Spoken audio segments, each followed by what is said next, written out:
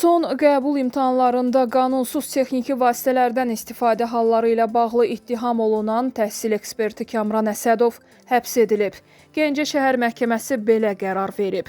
Prokuror qətimkan tədbiri şərtlərini pozduğu üçün təqsirləndirilən şəxs barəsində seçilmiş başqa yerə getməmək haqda qətimkan tədbirinin həbs qətimkan tədbiri ilə əvəz edilməsini istəyib. Məhkəmə təqdimatı əsaslı hesab edib.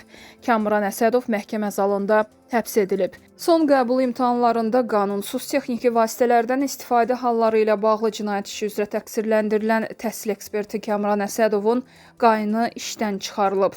Unikala istinadən xəbər veririk ki, Bəhman Hüseynli bir müddət öncə Azərbaycan Dövlət Pedaqoji Universitetinin Heydər Əliyev mərkəzindəki mütəxəssisi vəzifəsindən ayrılıb. Universitetdən bildirilib ki, sözü gedən şəxs 2025-ci il dekabrın 12-si öz ərizəsi ilə vəzifəsindən uzaqlaşdırılıb.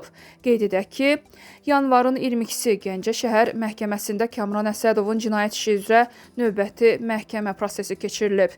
Məlum olub ki, Kamran Əsədovun qayını Bəhman Hüseynli məhkəməyə getməməsi üçün şahidə təzyiq göstərirmiş. Bəhman Hüseynli həm də Kamran Əsədovun köməkçisi olub. Onun şahidlərə hansı səbəbdən təsir etdiyi soruşulub, lakin Bəhman Hüseynli hakimin sualına tam cavab verə bilməyib.